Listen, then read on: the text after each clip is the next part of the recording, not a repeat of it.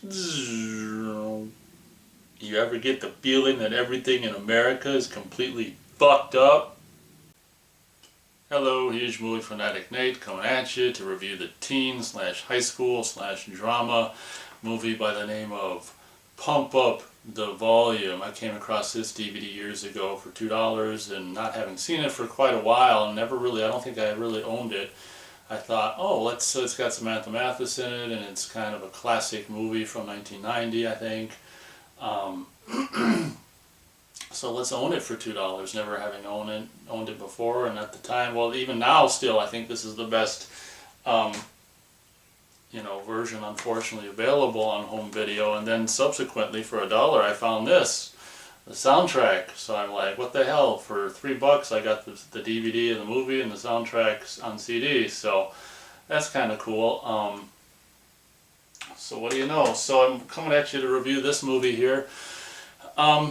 I wouldn't see this movie until I think 1997. I was kind of nutty about Samantha Mathis at the time, so I was kind of trying to search out other things that she was in. This being one of them, and incidentally, this is, if memory serves, or if I'm correct by the way her credit appears in the opening credits of the movie, this is, this is her first movie, which is kind of interesting and kind of cool and stuff like that. It should be said that I don't exactly love kind of her look in this movie, the kind of I don't know what the hell you'd want to call it, just kind of the darker dyed hair, and a lot of times she's got these bright red lips on, and they're Beetlejuice, legging things, and I don't exactly go in for her look in this movie. I much rather, like her look in, the first part of Super Mario Brothers or all of Broken Arrow. I think she looks really great in those movies. But whatever, she's still Samantha Mathis, and she's still cute in this movie. And actually, if I've never really necessarily into Samantha Mathis's body necessarily, but you do actually get to see her breastage in this movie. She takes off her top, and you actually get to see her boobies. So, I just said boobies, didn't I? You get to see her breasts, so I mean that's kind of cool. I've always been more just taken by her face and never really necessarily interested in any other part of her body. So even seeing her breasts, tatas, it's really not the hugest deal in the world. It should be said that on the DVD you have the option for the widescreen or the full screen. You're going to want to select the full screen, as kind of seen on the VHS tape. You actually get to see a little more of her body because it's not matted. For widescreen you get to see a little more skin of Samantha Mathis. So if you want to see more skin, be sure to watch the full screen version of that scene. So now that we've got that all covered, on to my review of the movie. This is basically about Christian Slater plays this character who has recently moved, his family has recently moved to Arizona from New York.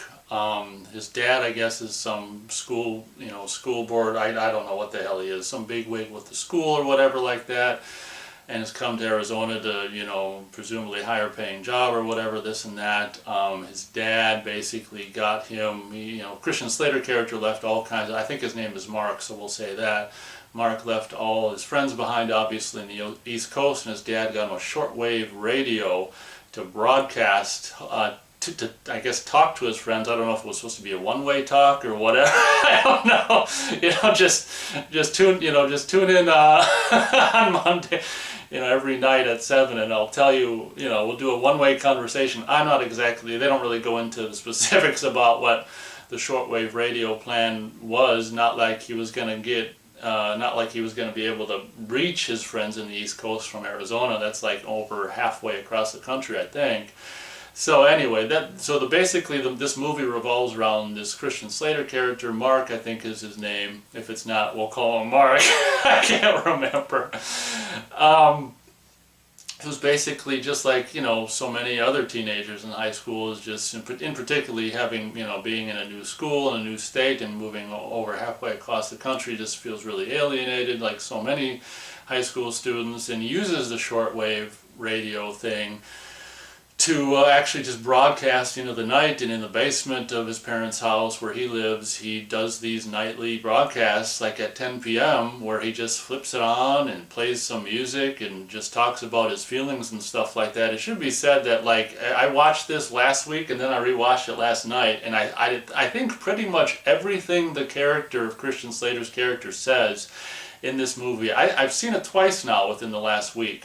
And I want to say that he says a lot in this movie, and I want to say that I agree with basically everything his character says in this movie. One thing I don't love in the movie is his character and Samantha Mathis' character and so many other the high school characters smoke, which I just think is stupid and lame, and that's one thing that I don't appreciate from this movie or the characters in this movie. But from what he says, I basically agree with, you know, most, if not all, of what the Christian Slater character says in this movie. He's just calling out, you know, the country and just the society and the way everything's all, you know, effed up and just corrupt and backwards, and just all the bullshit about, you know, school and life and having to be an ideal student and all this kind of stuff. I'm not going to go into all the things he says, but, you know, he's just using the shortwave radio thing every night, like at 10 p.m. to just vent, basically.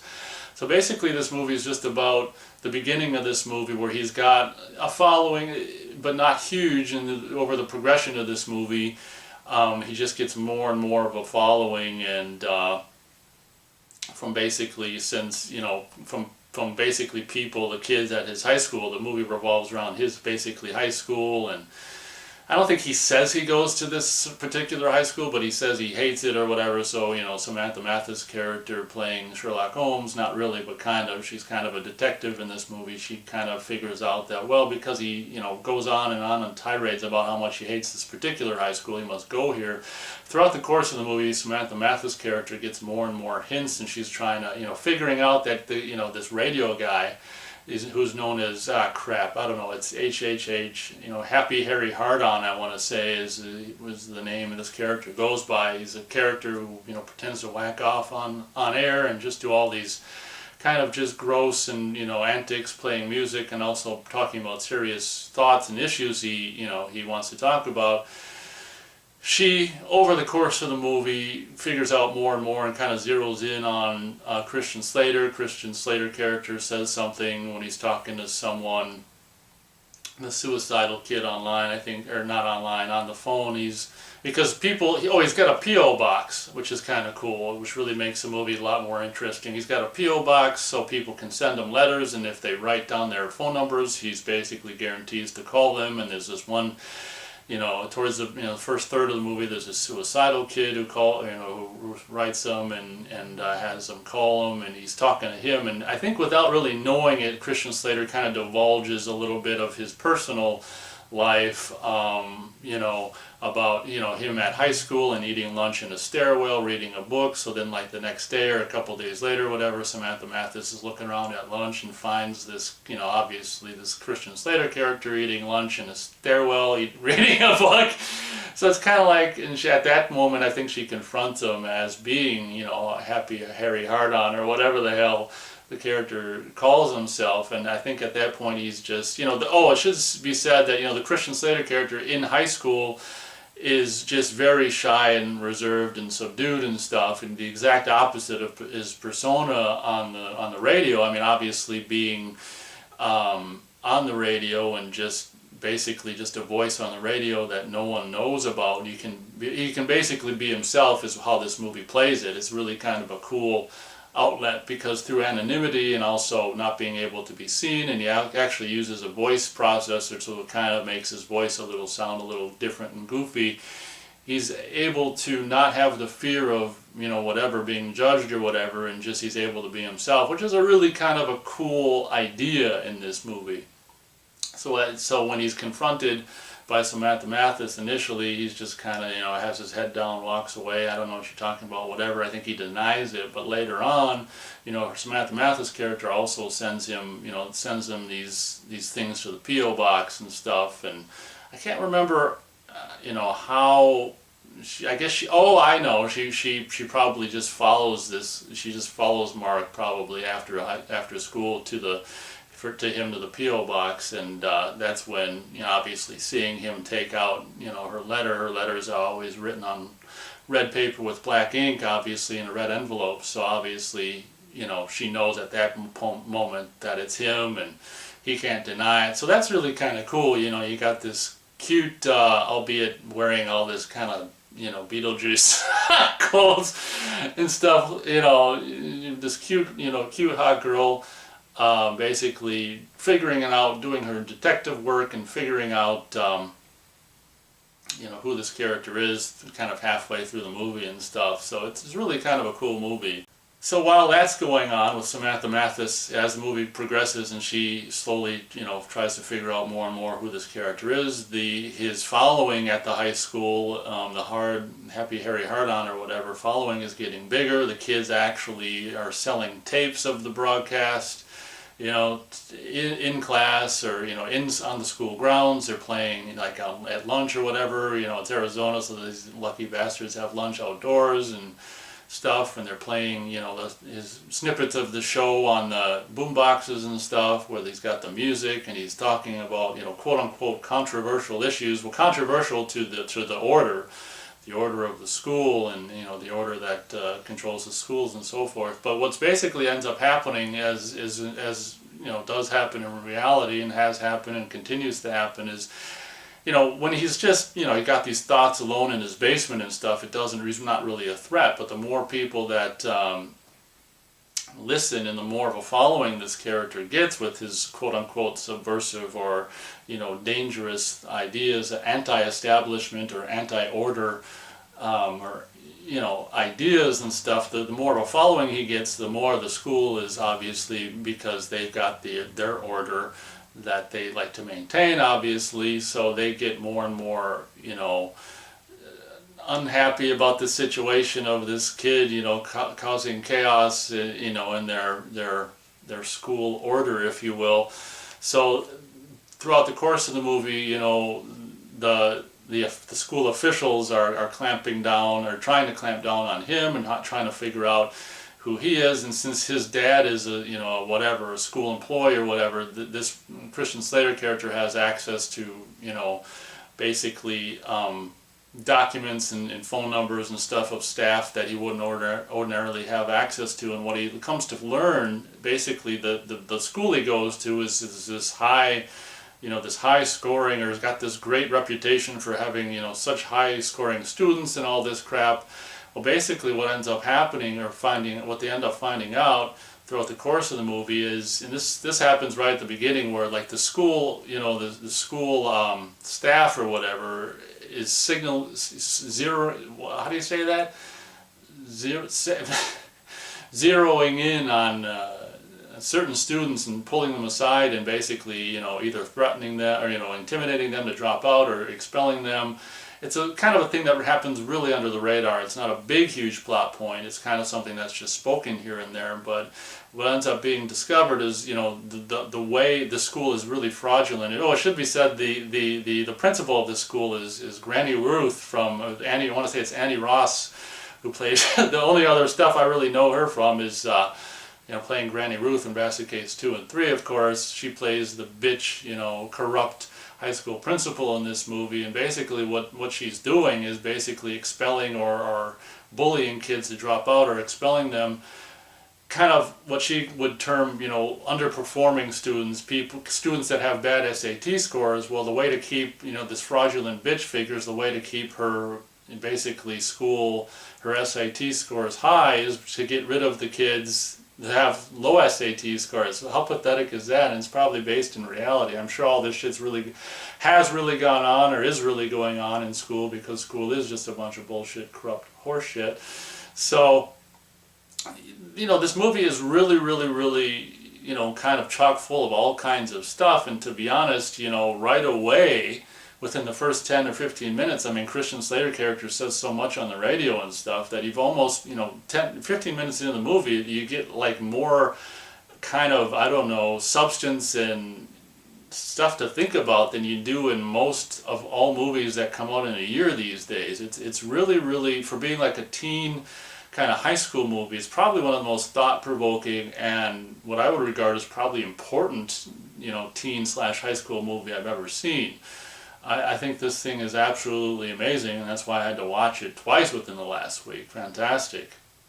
So as I was saying before, this character writes him and closes a phone number. This kid is going to kill himself, and he calls the kid, and he's kind of, I don't know, he's not really, the Christian Slater character is really not taking it too seriously. I think I think he behaves in a way that a lot of us would, where it's almost like we're just disgusted with the idea that you're going to do this, and he's kind of toying with him and testing him, and he's like, well, how are you going to do it? And the kid's like, well, with a gun, and he's like, well, you got the gun there, and he's not being an asshole, but I don't know, I think he's just kind of, maybe he doesn't necessarily believe the character. I think that's it. I think he doesn't necessarily believe the character, or even if he does, I don't think he thinks this character is really that serious or that close to doing it. Unfortunately, what we end up finding out like the next day is this character ends up. Of course, we don't see it, which is really done in good taste. Actually, we don't even see the gun, which is the director. The guy who directed this actually wrote it as well, and it's absolutely fantastic work in my opinion. We don't even see the gun. We just hear like the clicking of it. As the kid's presumably getting ready to off himself or whatever. Then it'll just cut away. So the suicide, if you can handle suicide in any kind of a quote-unquote good way, was handled in a really, it wasn't explicit, or like I say, not even showing the gun. I give the director huge props for, because it's such a delicate situation. You don't need to, even showing the weapon, I think would be really, really, really kind of a, icky thing to see. So the Christian Slater character and the rest of the school find out the next day that there was indeed a student who killed himself, and obviously anyone who listened to the radio broadcast the night before, including Christian Slater, is just like figured it was the kid who called it, or the kid who had Christian Slater call him, and this really, really got to Christian Slater character, and I think at this point it really changed the conversation, and it made him wonder if, he was really regretful that he didn't, he talked to the kid, but he never told him to not do it, and he had this regret of, oh, I could have done more, and I think his character is kind of wondering at this point if he should, continue on with the show, and there's a couple points throughout the movie where he does wonder, where he feels like he wants to stop doing the show, but as the movie progresses, is like more and more of a following, and then as Samantha Mathis knows, becomes aware of who he is, she's like, you can't stop now. I mean, all these people are, you're so important to all these people, you're their voice, and you gotta keep going and stuff, and so as the third act, what happens in the third act is just is gaining more and more of a following every night. More and more kids are tuning in. More tapes are being passed around or sold. That kids are smart. The kids who selling tapes, being sold at the school grounds and stuff, and the school quote unquote authorities or officials are just becoming more and more pissed off, and they actually get the FCC involved. And the last quarter of the movie sees Samantha Mathis, showing up at his house on this. I think it's not the last night. It's like maybe the night before the last broadcast night or whatever. And this is when like the cops and FCC are becoming involved, and Christian Slater is burning all the letters that he got, and he's really afraid at this point of being caught. I mean, now he's becoming a regular criminal just for going on the airwaves and speaking his mind. And this is what's scary about this movie, is it's realistic. It's really kind of a scary, sad state of affairs, and paints a crappy picture. Well, a picture that should be painted about the state of the way the country is, and the state of the country, and now being even worse, of course. I think it's a really kind of poignant movie, and to be honest, it's amazing that it was ever made, and it makes you wonder what people, teenagers or whoever saw this movie back when it came out. I mean, what they thought. I think that there's probably, hopefully, a much bigger awakening regarding this kind of subject matter nowadays than there was then, because of so much crap that's happened since. But like I say, it's a movie that you really wonder how it even got made and how that it's even still out there, to be honest. So basically, what ends up happening in the movie is, the FCC is so close to triangulating where he is. He did this thing where he, I think the second to last broadcast night or third or something like that, the FCC actually traced the signal to some neighbor's house where he's, very smartly, I don't think this is really realistic, but he basically set up the transmitter in some neighbor's shed, so that way they couldn't triangulate exactly where he was. And then towards the end of the movie, the stakes are getting higher and higher, and they're going to be able to, if he just broadcasts like he's been broadcasting, they're going to be able to find them. So basically, this is the last broadcast of the movie, towards the end of the movie, where he's just like, everything's the feds and the FCC is just buckling down on him so hard that, and they're expelling students, that Samantha Mathis' character gets expelled, and they're just expelling students, and it's just, the stakes are getting so high that he's not going to broadcast again. But she talks him into it. He retrofits his mom's Jeep CJ7 or whatever the hell it is, no doors, no top, with basically a mobile radio studio, if you will. So that's really kind of cool. The last broadcast of this movie has got this huge following of kids that all gather together in this one spot where they get really good radio reception. And the way to continue broadcasting is to actually, without being caught, is to go mobile. And it works for a while. You got these FCC trucks going around in circles as they're driving around broadcasting. But what ends up happening, of course, is he ends up, what's really cool towards the end of the movie is they go over a bump or something like that.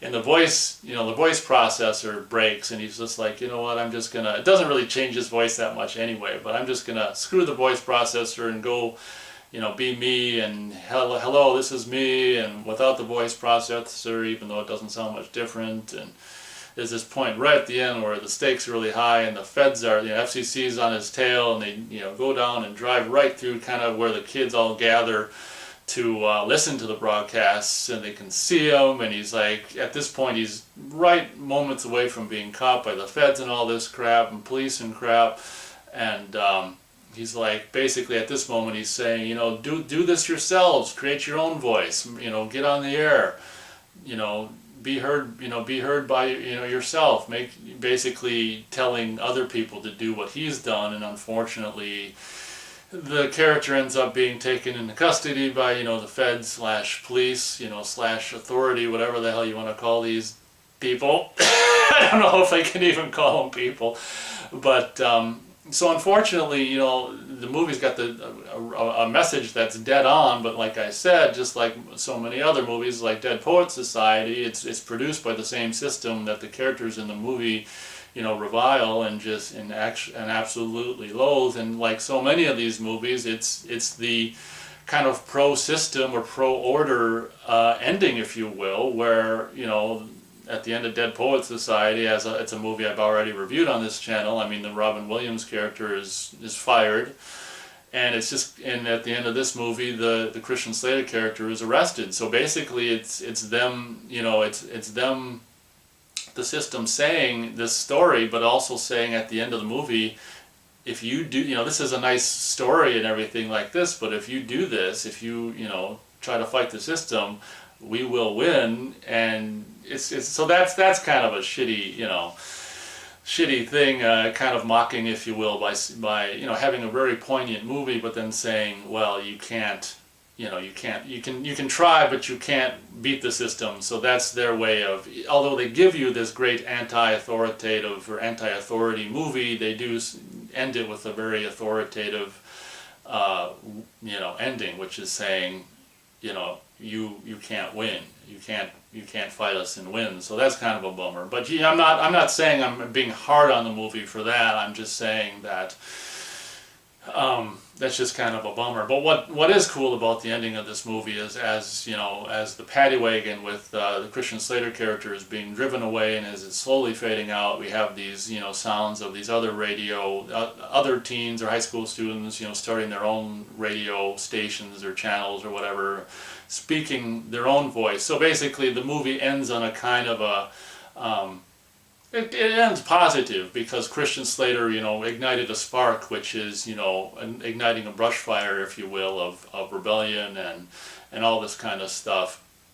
So I regard this movie as being absolutely fantastic, and you wouldn't think that a frickin' high school teen movie could be this good, but it frickin' is. So I'm going to give this movie 3 3/4 stars out of 4, almost to 4, but there's just some stuff in it, like the smoking and just some of the scenes where the kids are just, you know, rocking out and being all, you know, wild and shit. That's just kind of dumb. And, you know, this preppy girl blowing up, I don't know, putting shit in the microwave and blowing it up. It's just like, yeah, well, whatever. So there's things in the movie that keep me from going a full stars, but it's really, really close to full stars, or really close to 4 stars. This movie is an absolute powerhouse of just whatever, you know, just individualism. And like I say, basically everything he says is just spot on, completely I agree with.